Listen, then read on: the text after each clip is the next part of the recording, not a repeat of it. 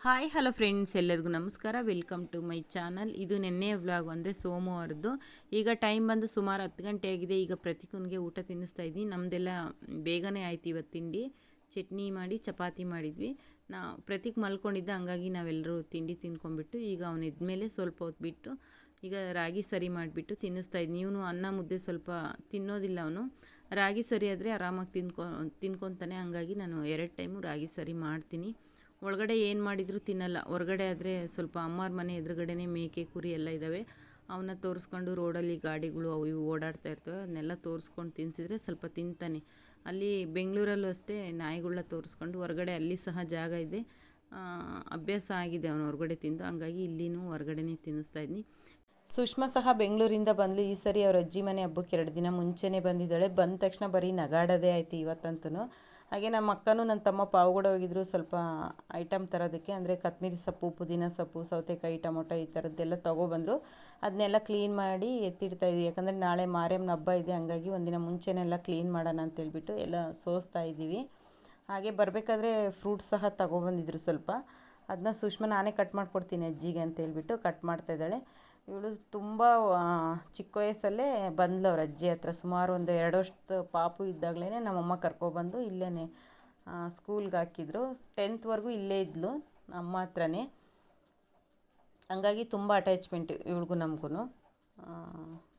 ಈಗ ಪುದೀನ ಎಲ್ಲ ಕ್ಲೀನ್ ಮಾಡಿದ್ಮೇಲೆ ಕೊತ್ತಂಬರಿ ಸೊಪ್ಪನ್ನ ಕ್ಲೀನ್ ಮಾಡ್ತಾಯಿದ್ವಿ. ತುಂಬ ದೊಡ್ಡ ಕಟ್ಟಿದ್ದು, ಸುಮಾರು ಒಂದು 2-3 kg ಆಗೋಷ್ಟು ಒಂದೇ ಕಟ್ಟಿತ್ತು. 100 ರೂಪಾಯಿ ಕಟ್ಟು ಅಂತೇಳ್ಬಿಟ್ಟು. ಈಗ ಕೊತ್ತಂಬರಿ ಸೊಪ್ಪೆಲ್ಲ ಕ್ಲೀನ್ ಮಾಡಿಬಿಟ್ಟು ಬೆಳ್ಳುಳ್ಳಿನ ಬಿಡಿಸ್ತಾಯಿದ್ವಿ. ನನ್ನ ಫ್ರೆಂಡು ಪುಷ್ಪ ಅಂತೇಳ್ಬಿಟ್ಟು ಲಾಸ್ಟ್ ವೀಡಿಯೋದಲ್ಲಿ ಹೇಳಿದ್ದೆ. ಪುಷ್ಪದು ನಮ್ಮದು ಒಂದೇ ಊರೇ, ಹಾಗೆ ಚೈಲ್ಡ್ಹುಡ್ ಫ್ರೆಂಡ್ ಕೂಡ. ಒಂದೇ ಸ್ಕೂಲಲ್ಲಿ ಓದಿರೋರು. ಇಬ್ಬರು ಜೊತೆಗೆ ಬರಬೇಕಾಯ್ತು ಬೆಂಗಳೂರಿಂದ. ಆದರೆ ನಾನು ಒಂದು ದಿವಸ ಮುಂಚೆಗೆ ಬಂದೆ, ಪುಷ್ಪ ಮಾರನೇ ದಿನ ಬಂದಳು.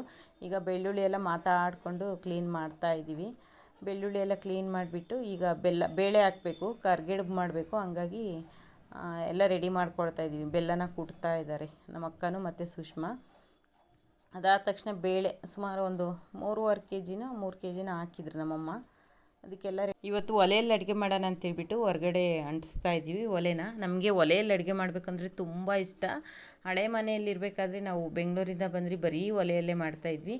ಈಗ ಈ ಹೊಸ ಮನೆಯಲ್ಲಿ ಒಳಗಡೆ ಒಲೆ ಇಲ್ಲ. ಹಂಗಾಗಿ ಇವತ್ತು ಹೊರಗಡೆ ತುಂಬ ಚೆನ್ನಾಗಿತ್ತು, ಜಾಗ ಎಲ್ಲ ಕ್ಲೀನ್ ಮಾಡಿದ್ರು. ಹಂಗಾಗಿ ಹೊರಗಡೆನೇ ಇವತ್ತು ಮಾಡೋಣ ಅಂತೇಳ್ಬಿಟ್ಟು ಬೇಳೆ ಹಾಕಬೇಕು. ಹಂಗಾಗಿ ನಮ್ಮ ಅಕ್ಕ ಒಲೆ ಅಂಟಿಸ್ತಾ ಇದ್ದಾಳೆ. ಹೊರಗಡೆ ಎಲ್ಲ ಕ್ಲೀನಾಗಿ ರೆಡಿ ಮಾಡಿದ್ದ ನನ್ನ ತಮ್ಮ. ಮಕ್ಕಳಿಗೆಲ್ಲ ಆಟ ಆಡ್ಕೊಳ್ಳೋಕೆ ಚೆನ್ನಾಗಿದೆ. ಶಾಮಿಯಲ್ಲಿ ಸಹ ಹಾಕ್ಸಿದ ನೆರಳಿಗೆ. ಚೇರೆಲ್ಲ ತಂದಾಕಿದ್ನಲ್ಲ, ಅವ್ರಿಗೆ ಆಟ ಆಡ್ಕೊಳ್ಳೋಕ್ಕೆಲ್ಲ ಚೆನ್ನಾಗಿದೆ. ಒಳಗಡೆನೇ ಬರ್ತಾ ಇರಲಿಲ್ಲ ಇವರಂತೂ. ಹಾಗೆ ನಮ್ಮ ಅಕ್ಕ ಸಹ ಬೇಳೆ ಎಲ್ಲ ಹಾಕ್ಬಿಟ್ಟು ಬೇಯೋದಕ್ಕೆ. ಈಗ ಸ್ವಲ್ಪ ಲೇಟ್ ಆಗುತ್ತಲ್ಲ ಒಲೆಯಲ್ಲಿ ಬೇಯೋದು. ಹಂಗಾಗಿ ಸ್ವಲ್ಪ ತಲೆಗೆ ಎಣ್ಣೆ ಆದರೂ ಹಚ್ಚಿಸ್ಕೊಳ್ಳೋಣ ಅಂತೇಳ್ಬಿಟ್ಟು ಹಚ್ಚಿಸ್ಕೊಳ್ತಾ ಇದ್ದಾಳೆ ಸುಷ್ಮನ ಹತ್ರ. ನಾನು ಆಗಲೇ ನಮ್ಮ ಅಮ್ಮನ ಹತ್ರ ತಲೆಗೆ ಎಣ್ಣೆ ಹಚ್ಚಿಸ್ಕೊಂಡ್ಬಿಟ್ಟು ತಲೆ ಬಾಚಿಸ್ಕೊಂಡಿದ್ದೆ ಇವರು ಪಾಗೋಡಕ್ಕೆ ಹೋದಾಗ. ನಮ್ಮಮ್ಮ ಫಸ್ಟು ಸುಷ್ಮಿಗೆ ಹಚ್ಬೇಕು ಎಣ್ಣೆ ಅಂತಿದ್ರು. ಇವಳು ಚಿಕ್ಕ ವಯಸ್ಸಿಂದನೂ ಎಣ್ಣೆ ಹಚ್ಚಿಸ್ಕೊಳ್ತಾ ಇರಲಿಲ್ಲ. ಗೋಳು ಇವಳಿಗೂ ಎಣ್ಣೆಗಂತೂ ಆಗಿ ಬರೋದೇ ಇಲ್ಲ. ನಮ್ಮಮ್ಮ ಈಗಲೂ ಹಂಗೆ ಮಾಡ್ತೀಯನಮ್ಮ, ನಿನಗೆ ಫಸ್ಟ್ ಎಣ್ಣೆ ಹಚ್ಬೇಕು ಅಂತ ಹೇಳ್ತಿದ್ರು ತಲೆಗೆ. ಇಲ್ಲ ಈಗ ಬೇಳೆ ಎಲ್ಲ ಬೆಂದಾದಮೇಲೆ ನಮ್ಮಮ್ಮ ಇಳಿಸ್ತಾಯಿದ್ರು. ನಮ್ಮಮ್ಮ ಇಳಿಸೋದು ನೋಡಿಬಿಟ್ಟೆ ಆನಂದ ಅಂತ ಹೇಳ್ಬಿಟ್ಟು ನಮ್ಮಮ್ಮನ ಗಳಿಯ ಆಗಬೇಕು. ತುಂಬ ಕಾಮಿಡಿ ಮಾಡ್ತಾಯಿರ್ತಾನೆ ಮತ್ತು ಅಷ್ಟೇ ಒಳ್ಳೆ ಹುಡುಗ. ನಮ್ಮಮ್ಮನಿಗೆ ತುಂಬ ಹೆಲ್ಪ್ ಮಾಡ್ತಾನೆ. ಏನಾದ್ರೂ ಗಾಡಿಯಲ್ಲಿ ಕರ್ಕೊಂಡು ಹೋಗೋದು ಬಿಡೋದು ಆ ಥರ ಎಲ್ಲ ಮಾಡ್ತಾಯಿರ್ತಾನೆ. ಅವ್ರು ನಡ್ಕೊಂಡು ಹೋಗ್ತಾಯಿದ್ರೆ ನಮ್ಮ ತೋಟಕ್ಕೂ ನಮ್ಮ ಮನೆಗೂ ಸ್ವಲ್ಪ ದೂರ. ಈಗ ಹೊಸ ಮನೆ ಕಟ್ಟಿದಾಗಿಂದನೂ. ಹಾಗಾಗಿ ಅವ್ರು ಓಡಾಡ್ತಾಯಿದ್ರೆ ಅವನು ಗಾಡಿಯಲ್ಲಿ ಕೂರಿಸ್ಕೊಂಡು ಹೋಗ್ತಾನೆ. ಈಗೂ ಮನೆ ಹತ್ರ ಬಂದಿದ್ದ. ಹಂಗಾಗಿ ನಮ್ಮಮ್ಮ ಇಳಿಸ್ತಾಯಿದ್ರೆ ನಾನು ಇರ್ಬೇಕಾದ್ರೆ ನೀನು ಯಾಕತ್ತೆ ಚಿಂತೆ ಮಾಡೋದು ಅಂತೇಳ್ಬಿಟ್ಟು, ಅಂದರೆ ಕಾಮಿಡಿ ಮಾಡ್ತಾಯಿರ್ತಾನೆ ಸ್ವಲ್ಪ. ಅವನೇ ಇಳಿಸಿ ಎಲ್ಲ ಬಸ್ಬಿಟ್ಟು ಒಲೆ ಮೇಲೆ ಇಟ್ಟು ಹೋದ. ಅದಾದಮೇಲೆ ಈಗ ಬೇಳೆ ಬೆಂದಿರೋದಕ್ಕೆ ಕೊಬ್ಬರಿನೂ ಮತ್ತು ಬೆಲ್ಲ ಹಾಕ್ಬಿಟ್ಟು ಒಂದು 10 ನಿಮಿಷ ಚೆನ್ನಾಗಿ ಕುದಿಸ್ಬೇಕು. ಆವಾಗ ಹೂರಣ ಚೆನ್ನಾಗಿ ಟೇಸ್ಟ್ ಬರುತ್ತೆ ಮತ್ತು ಬೇಗ ಅಳಿಸೋದಿಲ್ಲ. ಈಗ ನಮ್ಮಮ್ಮ ಎಲ್ಲ ನೀಟಾಗಿ ತಿರುತ್ತಾ ಇದ್ದಾರೆ. ನಮ್ಮ ಅಕ್ಕ ನಿನ್ನೆ ಕೊಬ್ಬರಿ ಕಟ್ ಮಾಡಬೇಕಾದ್ರೆ ಸ್ವಲ್ಪ ಕೈ ಕಟ್ ಮಾಡ್ಕೊಂಡಿದ್ದು ನೋವಾಗ್ತಾಯಿತ್ತು. ಹಾಗಾಗಿ ನಮ್ಮಮ್ಮನೇ ಚೆನ್ನಾಗೆಲ್ಲ ತಿರುತ್ತಾ ಇದ್ದಾರೆ. ಇದಾದಮೇಲೆ ಇದನ್ನ ಗ್ರೈಂಡ್ರಿಗೆ ಹಾಕಿಸ್ಕೊಬಂದರು. ಸಾಂಬಾರು ಮಾತ್ರ ಮಿಕ್ಸಿಗೆ ಹಾಕ್ಕೊಂಡ್ವಿ. ಪ್ರತೀಕ ನೋಡಿ ಹೆಂಗೆ ಓಡಾಡ್ತಾ ಇದ್ದಾನೆ ಇವತ್ತು.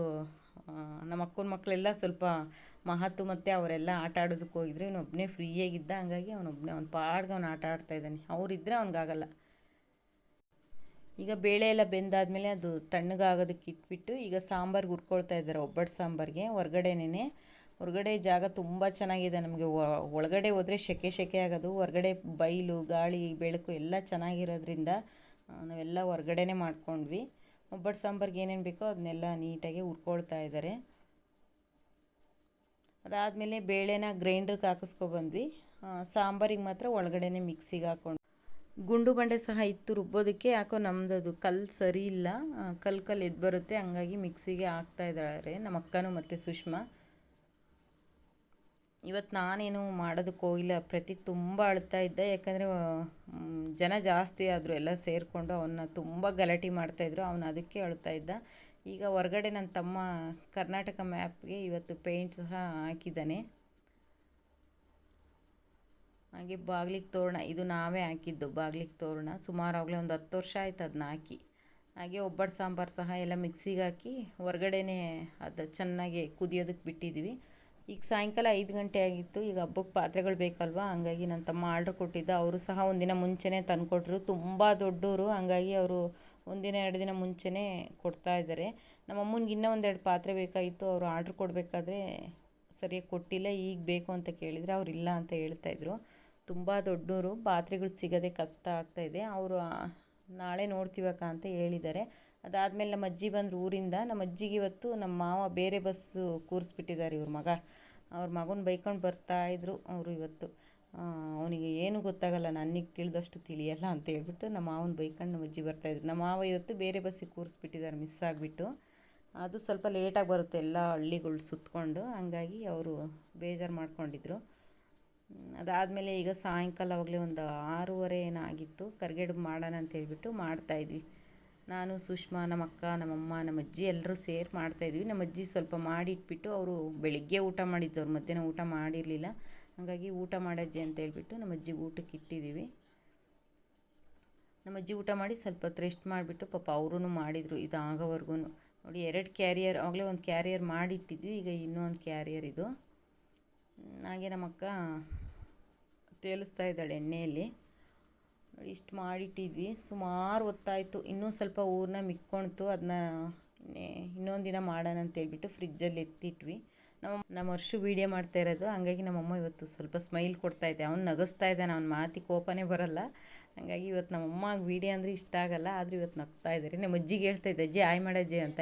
ಹೋಗಲೇ ಅಂತಿತ್ತು ನಮ್ಮ ಅಜ್ಜಿಗೆ, ಏನು ಗೊತ್ತಾಗ್ತಾ ಇಲ್ಲ. ಹಂಗಾಗಿ ನಮ್ಮ ಅಜ್ಜಿ ಸ್ವಲ್ಪ ಕಾಮಿಡಿ ಜಾಸ್ತಿ, ನಗು ಬರುತ್ತೆ. ನಾವೊಂದು ಹೇಳಿದ್ರೆ ನಮ್ಮ ಅಜ್ಜಿ ಒಂದು ಮಾತಾಡ್ತಾ ಇರುತ್ತೆ. ತುಂಬ ನಕ್ಬಿಟ್ಟಿದ್ವಿ ಇವತ್ತಾದರೆ ಕಡುಬು ಮಾಡ್ತಾ ಇರಬೇಕಾದ್ರೆ. ನಮ್ಮ ಅಜ್ಜಿ ಊಟ ಮಾಡಿ ಸ್ವಲ್ಪ ಹೊತ್ತು ರೆಸ್ಟ್ ಮಾಡಿಬಿಟ್ಟು ಈಗ ಅವರು ಮಿತ್ಕೆ ಮಾಡ್ತಾಯಿದ್ದಾರೆ. ನಮ್ಮ ವರ್ಷ ಮತ್ತೆ ಪದೇ ಬಂದು ಕೇಳ್ತಾಯಿದ್ದೆ ಆಯ್ ಮಾಡಜ್ಜಿ ಅಂತ. ನಮ್ಮ ಅಜ್ಜಿ ಕೋಪ ಮಾಡ್ಕೊತಾಯಿದ್ರು. ಅಂದರೆ ಅವ್ರಿಗೆ ಗೊತ್ತಾಗ್ತಾ ಇಲ್ಲ ವೀಡಿಯೋ ಮಾಡ್ತಾ ಇರೋದು ಅಂತ ಹೇಳ್ಬಿಟ್ಟು. ಚಿರಾಗೂ ಮಹತ್ತು ಫೋನಲ್ಲಿ ಮುಳುಗೋಗಿದ್ದಾರೆ. ಹಾಗೆ ಖುಷಿನೂ ಹರ್ಷು ಮಾತ್ರ ಇವತ್ತು ಮ್ಯಾಚ್ ಇದೆ ಅಂತ ಹೇಳ್ಬಿಟ್ಟು ಅವರು ತುಂಬ ಗಲಾಟೆ ಮಾಡ್ತಾಯಿದ್ರು. ಹರ್ಷು ಆದರೆ ಪ್ರತೀಕ್ ಒಂದು ಕಡೆ ಅಳ್ತಾ ಇದ್ದ. ಅವ್ನು ನೋಡಿದರೆ ಟಿ ವಿ ಹಾಕಿದ್ದಾನೆ. ಮಹತ್ತು ಚಿರು ನೋಡಿದರೆ ಮೊಬೈಲಲ್ಲಿ ಮುಳುಗೋಗಿದ್ರು. ತುಂಬ ಟೆನ್ಷನ್ ಆಗಿಬಿಡ್ತು. ಈ ಕಡುಬು ಬೇರೆ ತುಂಬ ಬೇಳೆ ಹಾಕ್ಬಿಟ್ಟಿದ್ರು, ನಮ್ಮಮ್ಮ ಮಾಡೋದಕ್ಕೆ ಆಗ್ತಾಯಿರಲಿಲ್ಲ. ಮತ್ತು ಇನ್ನೊಂದು ಕಡೆ ಫ್ರೈಡ್ ರೈಸ್ ಮಾಡಿಕೊಡಂತ ಮಕ್ಕಳೆಲ್ಲ ಹಠ ಮಾಡ್ತಾಯಿದ್ದಾರೆ. ಮಹತ್ತಾದರೆ ಅಳ್ತಾನೆ ಕೂತ್ಕೊಂಡಿದ್ದ. ಅವ್ನು ಬೆಳಿಗ್ಗೆ ಊಟ ಮಾಡಿರೋದೇನು ಮಾಡಿರಲಿಲ್ಲ ಊಟ. ಫ್ರೈಡ್ ರೈಸ್ ಮಾಡಲೇಬೇಕು ಮಮ್ಮಿ ಅಂತೇಳ್ಬಿಟ್ಟು ಅಳ್ತಾ ಕೂತ್ಕೊಂಡಿದ್ದ. ಪ್ರತೀಕ್ ಬೇರೆ ಅಳ್ತಾ ಇದ್ದಾನೆ ಒಂದು ಕಡೆ, ಮಹತ್ ಬೇರೆ ಅಳ್ತಾ ಇದ್ದಾನೆ.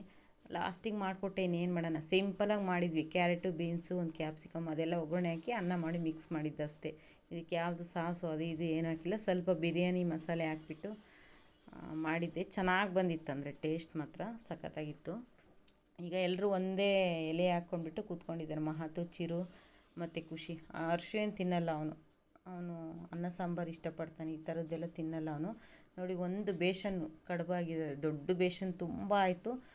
ಲಾಸ್ಟ್ಗೆ 2 ಸಲ ನಮ್ಮಮ್ಮ ಮೈದಾ ಹಿಟ್ಟು ಕಲಿಸಿದ್ರು, ಅದು ಸಾಲ್ಟೇಜೇ ಬಂತು, ಊರನ್ನ ಮಿಕ್ಕೊಳ್ತು. ಹಂಗಾಗಿ ನಾಳೆ ಒಬ್ಬಟ್ಟು ಮಾಡೋಣ ಅಂತೇಳ್ಬಿಟ್ಟು ಫ್ರಿಜ್ಜಲ್ಲಿ ಎತ್ತಿಟ್ವಿ ಅದನ್ನ.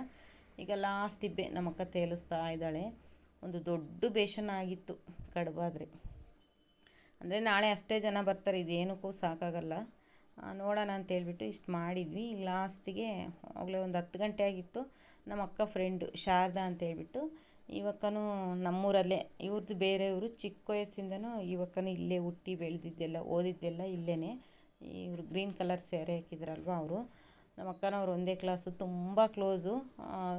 ರೆಡ್ ಕಲರು ಡ್ರೆಸ್ ಹಾಕಿರೋಳು ಶಾರದಕ್ಕನ ಮಗಳು. ಹಾಗೆ ಅಣ್ಣ ಅವರು ಹಸ್ಬೆಂಡು. ನಮ್ಮಮ್ಮ ನಾನು ಸುಷ್ಮಾ ಎಲ್ಲರೂ ಎಲೆ ಅಡಿಕೆ ಹಾಕ್ಕೊಳ್ತಾ ಕೂತ್ಕೊಂಡಿದ್ವಿ. ಸುಮಾರು ಆಗಲೇ ಒಂದು 10:30 ಆಗಿತ್ತು ನೈಟು. ಮಕ್ಕಳೆಲ್ಲ ಮಲ್ಕೊಂಡಿದ್ದಾರೆ. ಇದಾಗಿತ್ತು ಫ್ರೆಂಡ್ಸ್ ಇವತ್ತಿನ ವೀಡಿಯೋ. ಊರಲ್ಲಂತೂ ವೀಡಿಯೋಸ್ ಮಾಡೋಕ್ಕೆ ಆಗ್ತಾಯಿಲ್ಲ, ತುಂಬ ಕೆಲಸ ಇದೆ. ಹಂಗಾಗಿ ಆವಾಗ ಒಂದು ಕ್ಲಿಪ್ಪಿಂಗ್ ತಗೊಂಡು ಆ್ಯಡ್ ಮಾಡ್ತಾಯಿದ್ದೀನಿ. ಇದು ನಾನ್ ವೆಜ್ ಹಬ್ಬ ಆಗಿರೋದ್ರಿಂದ ಎಷ್ಟು ಕೆಲಸ ಮಾಡಿದರೂ ಸಾಕಾಗ್ತಾಯಿಲ್ಲ.